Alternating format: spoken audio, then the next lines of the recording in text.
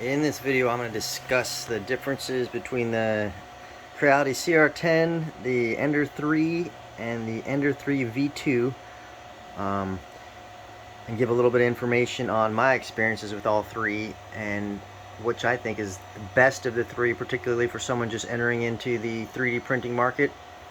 I'll go over a little bit of the pros and cons, what I wish I knew before I purchased all three of them, in particularly the CR10, which I have not been very happy with. It's definitely my least favorite of the three. I'll go into a little bit as to why. First, we'll start with my last purchase, which is the Ender 3 V2. Got it for about $230, $240. The best thing about it is that it's virtually silent. You hear the fans going, you don't hear the motors. It's definitely a step up from the CR10 and the Ender 3 as far as noise goes. And as far as print quality goes, it is flawless. I can't imagine getting better prints off of any other printer. $200, $300, $400 more. Just don't see it. Right now I'm doing a print with 100% infill, and it's just flawless. Definitely happy with this purchase. Color screen's nice. It's not a touch screen. You do maneuver through it with the dials. Right now I'm just using that was a GST 3D PLA Plus, very inexpensive, cheap filament. I think I got 10 rolls for $89 delivered, something like that. Just ridiculously cheap. I've had a problem with a couple of different rolls. Their quality isn't the greatest. Some of it was very brittle, had definitely problems with under extrusion, but overall for the money it's not a bad deal. Moving on to my CR10, I've had multiple problems with this printer. Really, unless you're printing larger items, there's no reason to get this over the Ender 3 or the Ender 3 V2.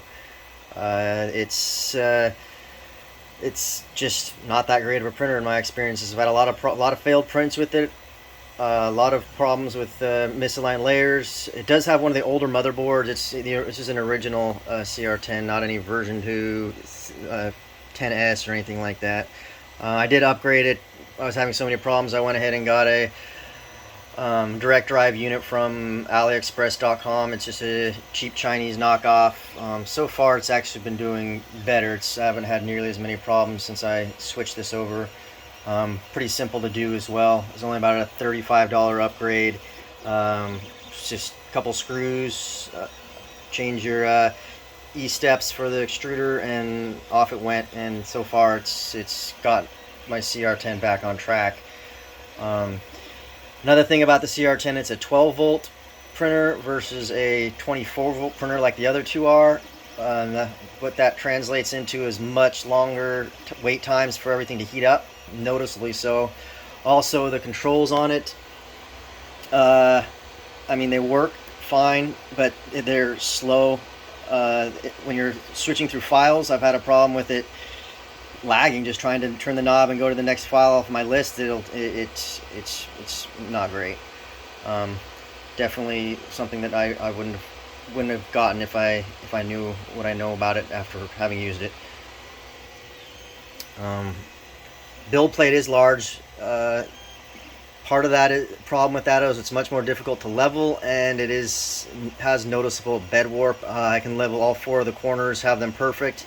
Then when I slide the nozzle to the center, it's off. So it did have a warped bed. Auto bed leveling kit would have been great to help remedy that. However, this has an old motherboard in it, and it would require the changing to a new motherboard in order for you to even try using a automatic leveler with it. So just not worth it. Unless I think I've only printed one item so far of everything that I do that needed a larger build plate like this. Otherwise, my other 2 printers have handled everything, and their build plate has been perfectly fine size-wise. So I really had no reason to spend the extra money to get this larger one. And like I said, I've had a lot more problems with it. It takes a lot longer to heat up. I just recommend either the Ender 3 or really the Ender 3 V2 for about $100 more. Definitely worth it. Silent motherboard. The Comes with this glass plate, which works great. I use a little bit of glue stick on it. Everything adheres great. If you have a problem taking something off of it, I just stick it in the freezer for about 5 minutes, and then it pops right off. So definitely a great build service. That was an upgrade I spent about $15 for the Ender 3 that I have, which was my first printer. So for $130, another $15 for this build plate. You don't get the silent motherboard on the regular Ender 3. Nicer screen on this. I suggest just, if you're starting out, just spend a few dollars more and go with the V2. Excellent printer, makes great prints. I haven't had any problems with it so far. I just ordered a leveling kit, auto leveling kit for it, so I'm going to install that once that gets here, and then this will probably be my best go-to printer. As far as upgrades that I've noticed, that are really only two things that are really necessary. One is upgrade the Bowden tube. It caused a failure on my Ender 3. It got melted or gunked up in the hot end and caused a failure. Number two is that plastic extruder. That also caused a failure. It's going to break. The plastic on here is going to get weak, and what happened is it cracked. I didn't even notice it, but I did when I took it apart, and that was causing not enough tension on the filament, so it wasn't pushing it through, causing terrible under extrusion problems. At Amazon.com, you can get for $20. You can get the metal one, and then you can also get the Capricorn Bowden tube. It comes as a kit, $20. That's really the only upgrades I recommend doing right off the bat. Everything else is, if it ain't broke, don't fix it. For everything else, these are great printers, especially for the price. Once again, hopefully you can hear how silent this one is. All you really hear is the fan going versus the CR10. You can hear the motors running. Just not a big deal if if you're not around in your workspace where you spend a lot of time, or in your living room or something. But it's nice to have something quiet. And like I said, my best advice to you is just to go with the Ender 3 V2. If you're not sure if you want to go and get into 3D printing, $130 you can find the Ender version 3 for. Just go with that.